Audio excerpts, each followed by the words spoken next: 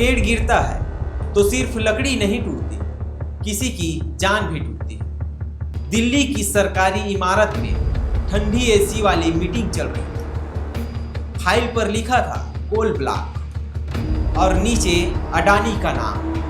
दिन चढ़ते ही 5000 से ज्यादा पेड़ काट दिए गए। ये कहानी थी उस तंत्र की जो जनता से नहीं पूछता, बस नोटों से फैसले करता है।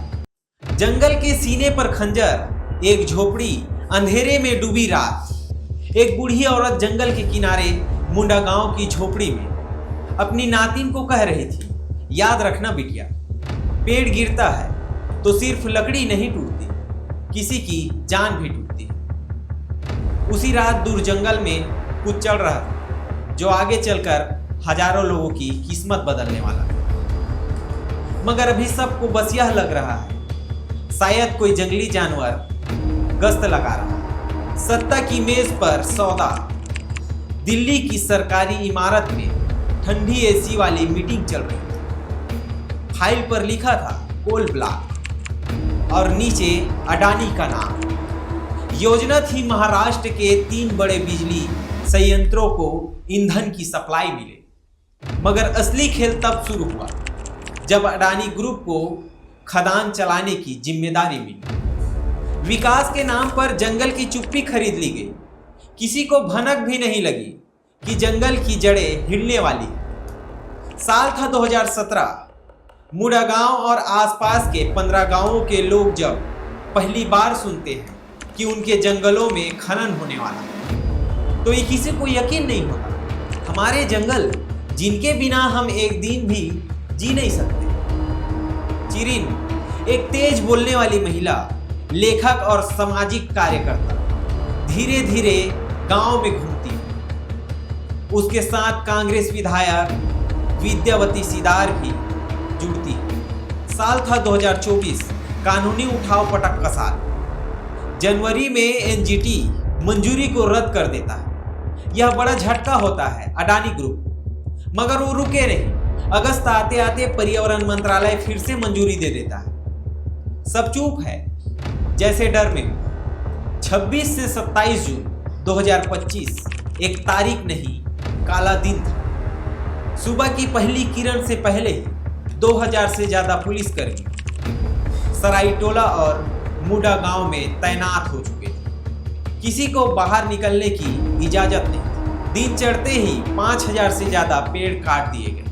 गांव की औरतें सड़क पर बैठ गई, हमारा जंगल नहीं कटेगा। सरायटोला के एक बुजुर्ग को कोई कागज पकड़ाता है, यहाँ अब खनन होगा। बुजुर्ग पढ़ नहीं सकता, लेकिन कागज के महक से खतरा समझ जाता है।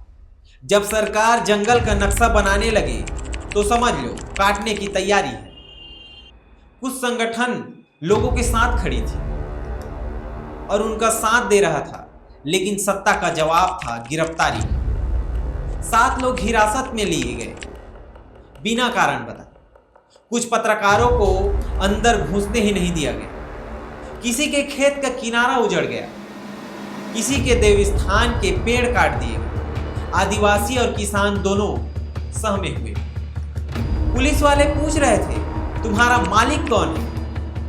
कौन भेजता है तुम्हें विरोध करने? औरतें कहती हैं, हमसे जंगल मांग लो, जान मांग लो, लेकिन खामोशी मत मांगो साहब। एक अधूरा बयान। एक बुजुर्ग ग्रामीण एक कैमरे की तरफ देखकर सिर्फ इतना कहा, आज जो काटा गया उसका हिसाब कोई ना कोई जरूर मांगेगा। अब से नहीं तो 10 साल बाद। ये कहानी यही नहीं रुकेगी। विकास या धोखा, ये सवाल आपके लिए। कहानी सिर्फ कोयले की नहीं थी, यह कहानी थी 1700 परिवारों के टूटे घरों की, उजड़ी संस्कृति की और उन पेड़ों की जो सदियों से खड़े थे। ये कहानी थी उस तंत्र की जो जनता से नहीं पूछता, बस नोटों से फैसले करता है। फॉरेस्ट राइट एक्ट का मजाक उड़ाया गया। ग्राम सभा के बिना पूछे जंगल काटे गए। मंजूरी दे दी गई। कोर्ट के आदेश का धज्जियां उड़ाई गई। सरकारें आती जाती रहेंगी, कंपनियां खदानें खोदेगी, पैसे कमाएगी, लेकिन जंगल दोबारा नहीं उगते। ग्रामीण कहते हैं, हमारी लड़ाई खत्म नहीं हुई है, ये जंगल हमारा है, ये मिट्टी हमारी, हम यहाँ पैदा हुए, यहीं मरेंगे। चिरिन अब भी गांवों में जा रही है और विद्या सिदार अब भी विधानसभा में चिल्ला रही है। ये जंगल सिर्फ लकड़ी नहीं, ये हमारे पूर्वज हैं। बूढ़ी औरत की आवाज फिर से सुनाई देती, पेड़ गिरा है मगर याद रखो, इसकी जड़ें अब भी हमारे दिल में हैं। और जब तक दिल धड़कता है, जंगल जिंदा रहेगा। कहानी खत्म नहीं हुई है, यह सिर्फ एक अध्याय था। अगला अध्याय लिखेगा वह जो जंगल से प्यार करता है। नमस्कार, मैं था आपके साथ में भरत चंद्र। खबर के साथ साथ स्टोरी के माध्यम से भी सरकार को जगाने का प्रयास किया जाता है। अगर ये स्टोरी आपको अच्छा लगे तो हमें प्रोत्साहन देने के लिए संदेश भारत चैनल को सब्सक्राइब कर लीजिए। शुक्रिया।